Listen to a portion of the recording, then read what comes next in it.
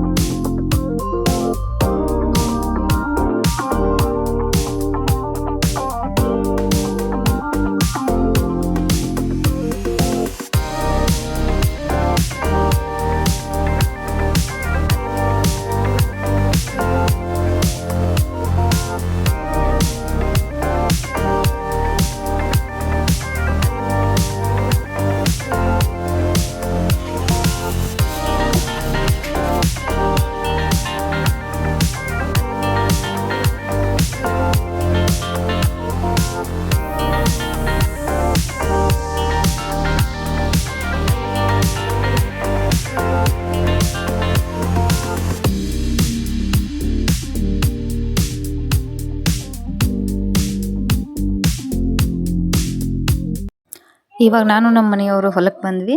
So ಇಲ್ಲಿ ನೋಡತ್ತಿರ್ಬೋದು ನೀವು, ಇದು ಉದ್ದು ಆಲ್ರೆಡಿ ಬಂದೈತಿ. ಸೊ ಇದು ಸೋಯಾಬೀನ್. ಸೊ ನೋಡಕ್ಕೆ ಎಷ್ಟು ಹಚ್ಚ ಹಸಿರು ಭಾಳ ಮಸ್ತ್ ಅಂದ್ರೆ ಮಸ್ತ್ ಕಾಣಕತ್ತೈತಿ. ಇದು ಸ್ವಲ್ಪ ಇವಾಗ ಕಾಯಿ ಹಿಡಿಯಾಕತ್ತೈತಿ, ಹಂಗೆ ಪಕ್ಕ ಇನ್ನೂ ಕಾಯಿ ಆಗಿಲ್ಲ.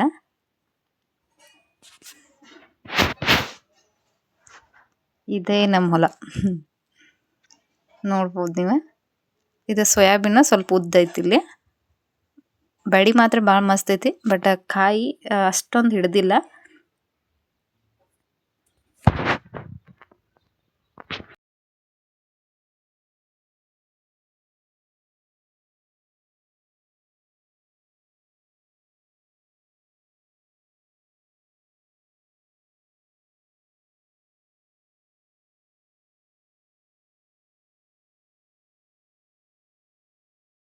ಇಲ್ಲಿ ಒಂದು ಬನ್ನಿ ಗಿಡ ಐತೆ ನಮ್ದು. 2 ಹೊಲದೊಳಗೆ ಬನ್ನಿ ಗಿಡ ಅದಾವ. ನಾನು ಇಲ್ಲೇ ಬನ್ನಿ ಗಿಡಕ್ಕೆ ಪೂಜೆ ಮಾಡಿ, ಹಂಗೆ ಬಸವಣ್ಣಗೆ ಪೂಜೆ ಮಾಡಿ, ಪಾಂಡವ್ರನ್ನ ಅಂತೇಳಿ ಪೂಜೆ ಮಾಡಿರ್ತೀವಿ 5 ಕಲ್ಲಿಟ್ಟು. ಪಾಂಡೂರ್ನ ಯಾರೋ ತೊಗೊಂಡು ಹೋಗ್ಬಿಟ್ಟಾರ, ಯಾರೋ ತೊಗೊಂಡು ಹೋಗ್ಯಾರ ಅಥವಾ ಮಂಗ್ಯ ಹೊಡ್ಯಾಕಂತೆ ತೊಗೊಂಡು ಹೋಗೋದಾರ ಗೊತ್ತಿಲ್ಲ. ಸೊ ಪಾಂಡೂರ್ ಇಲ್ಲ ಇಲ್ಲಿ.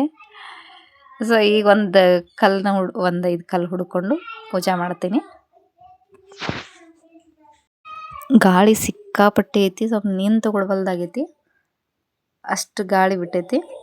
ನಮ್ಮ ಬಾಜು ಹೊಲದಾಗ ಶಾವಂತಿಗೆ ಹೂ ಹಾಕ್ಯಾರ, ಬಿಳಿದು ಆಮೇಲೆ ಯೆಲ್ಲೋ ಕಲರ್.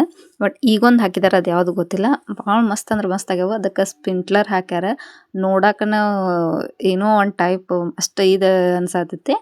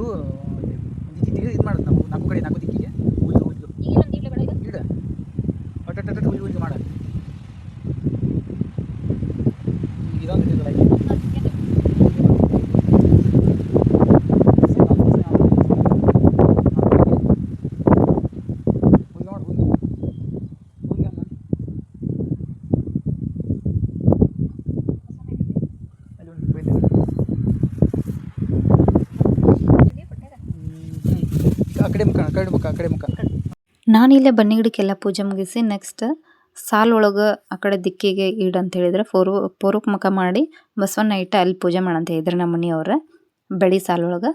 ಹಾಗಾಗಿ ನಾನು ಇಲ್ಲಿ ಮಾಡಾಕತ್ತಿದ್ನಿ.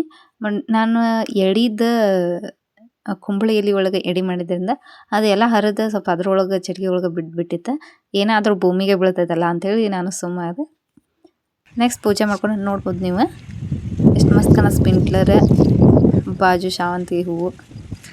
ಅಲ್ಲಿ ಬೇರೆ ಗಂಡು ಮಕ್ಳು ಇದ್ದಿದ್ದರಿಂದ ನಾನು ಜಾಸ್ತಿ ವಿಡಿಯೋ ಮಾಡೋಕ್ಕೆ ಹೋಗಲಿಲ್ಲ.